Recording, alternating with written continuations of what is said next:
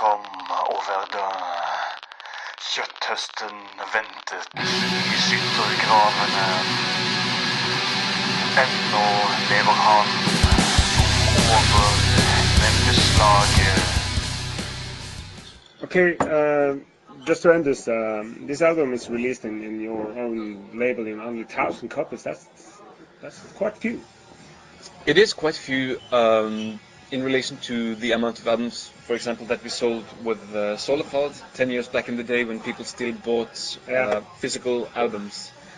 I think 1,000 copies is it's a reasonable amount. It means you can get your music out to a lot of people, and while still keeping it rather exclusive.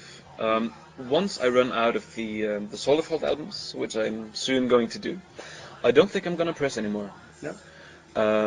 If there comes a big demand, possibly with a new cover or maybe with I wanted to make different editions each time. So the whole concept behind this is really to appeal to the fanatics and the hardcore out there, which are the ones that always supported my bands, and which are the ones that I make music for. I don't make music for the people who download illegally and who never bought an album in their lives. I'm really for the guys who send me messages, who buy the albums, and not because we make any money of it, because we never did. We actually lose money making music and time, but we do have a great time, so it's perfectly okay.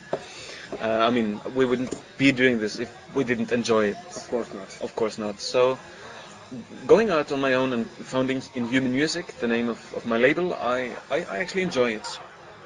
Numbering and signing each album by hand and getting distribution deals and talking to journalists for once out on my own, it's very refreshing, because I realize the difficulty of running a label, and I think that if I'm to work with other labels again in the future, for example with Sturmgeist, that I will be probably a much more easy person to deal with, because I know how hard it is to run a label. My label is very small. I call it like a micro label. It's really just me and some boxes of CDs and a pen, but it certainly gives me an idea about the work involved in publishing music. I've learned a lot from it, actually. I guess you more or less always get questions when you do Sturmgeist interview about Solefald. Yes. Yeah. So. About Solefald, we know that there is an album coming hopefully next year, if everything goes as planned. This time we can't afford any more delays. It's been 4 years, and the only reason why this is why I can defend this is because we released the Circular Drain in 2008 on my label, which was the Iron Law demo and some new remixes. So we had a release 2 years ago, although not a brand new studio album. But the recordings of the album of the new album have started and will be out on Indie Recordings in Oslo in 2010. I also hope to be able to release on Inhuman Music a limited box set of all Solefald vinyls. That means 8 albums, possibly something like 10 or 12 vinyl,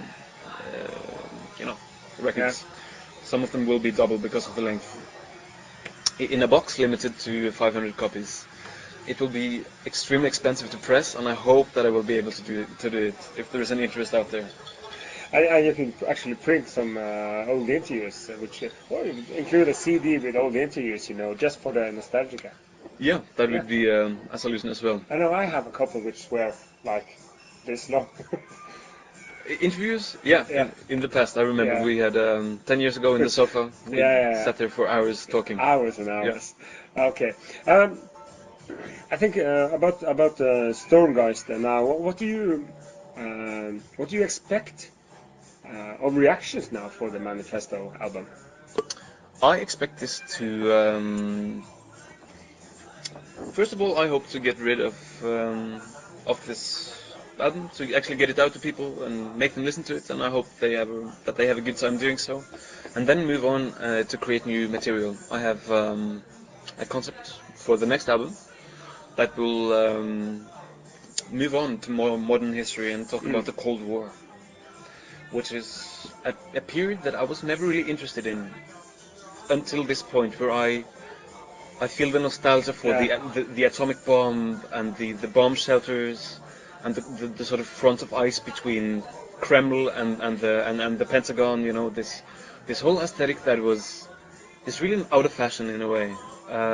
I feel the attraction now because in the past I was always more interested in World War II, First World War. You know, an album about the Cold War will have to sound, you know, rather cold. Of course. I think so. Yeah. But that's what I'm going to work on. Yeah. Of telling the story and making up a good storyline from the early 1950s. Okay, so let's say in 10 years you are probably around 2000 and at the change in the millennium. Okay, thank you. Thank you for questioning me, and I hope you enjoy the album and the next one and the next one, and also the new Solefald, which is gonna be devastating. That's a promise. Thank you. Thanks.